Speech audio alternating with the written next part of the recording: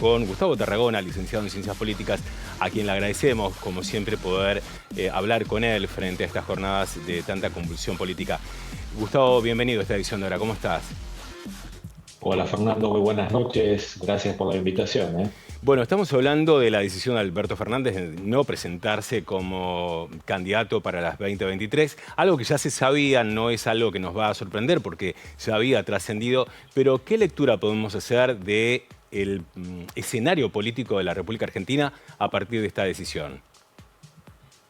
Bueno, evidentemente yo creo que la decisión del presidente Fernández de declinar su posibilidad de ser reelecto, por un lado, Fernando clarifica un poco lo que es la dinámica, ¿no es cierto?, del oficialismo.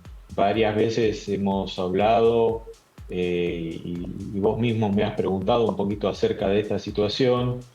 Y siempre dijimos que esta fue una situación bastante extraña, digamos, ¿no? Porque el poder formal estaba en manos del presidente Fernández, pero también decíamos que, dado esa particular coyuntura, ¿no es cierto?, que llevó a la vicepresidente Cristina Fernández de Kirchner a elegir finalmente como compañero de fórmula y para el cargo de presidente Alberto Fernández, el poder real estaba efectivamente en manos, digamos, de esta última. Me parece a mí que esto no hace más que clarificar de alguna manera la situación que vastos sectores de la población argentina compartían y por el otro lado también acelera de alguna manera, digamos, los tiempos electorales, ¿no? Los tiempos de la política argentina.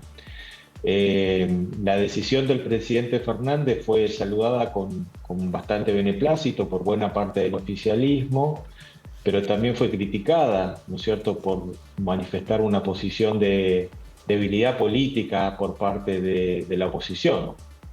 Bien. Gustavo, estamos hablando obviamente de la decisión de no presentarse a la reelección y el rearmado del PJ y de luego obviamente del Frente de Todos. Pero la oposición también tiene que rearmarse a partir de este nuevo escenario.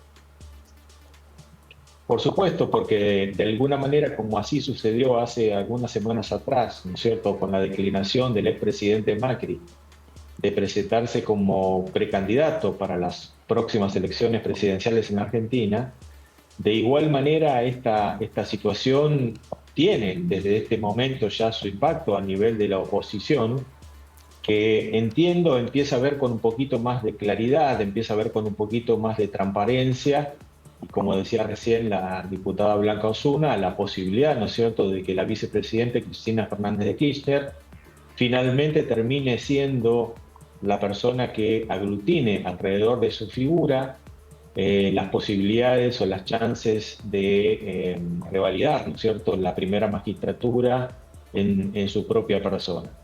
Me parece que en cierto sentido también esto, como decíamos recién, no solamente es un mensaje hacia el interior, ¿no es cierto?, del Frente de Todos, es un mensaje bastante contundente alrededor del oficialismo, sino que también evidentemente la oposición va a tener que ajustar y tomar como un dato muy, muy importante en términos políticos este gesto, este Claro. hecho del presidente Fernández de no ir por una reelección, y evidentemente también esto va a tener su correlato a nivel de Juntos por el Cambio, Sí. digamos, ¿no? Gustavo, lo último y brevemente, ¿no? Uno ve a un presidente que, bueno, no tenía una proyección como para poder ir a la reelección, termina decidiendo no ir a esa reelección. ¿Queda debilitado a la hora de continuar con su gobierno hacia diciembre del 2023? ¿Cómo queda él específicamente frente a esta decisión?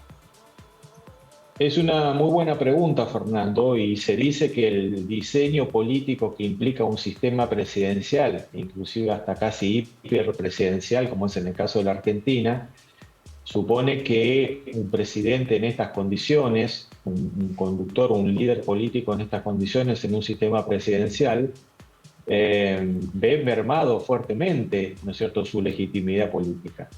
Claro que nadie está pensando, creo yo, que el presidente deba irse antes del 10 de diciembre, pero sí es cierto que cada vez más le va a costar un enorme esfuerzo político y un costo político circundante la posibilidad de toma de decisiones. Me parece que lo que cabe advertir, Fernando, en lo que resta del mandato del presidente Fernández, es evidentemente una merma en su poder político, ¿sí? Porque declinada, ¿no es cierto?, su posibilidad de reelección, lo que le queda al presidente Fernández es intentar de alguna manera controlar el caudal político que le queda para llegar efectivamente hasta el 10 de diciembre del presente año. Gustavo Tarragona, licenciado en Ciencias Políticas, como siempre, muy claro en el análisis de la situación en la República Argentina. Muchas gracias por haber participado de esta edición. Al contrario, muchas gracias, Fernando, y muy buenas noches para vos y tu audiencia. Igualmente, hasta luego. Vamos a cambiar el tiempo.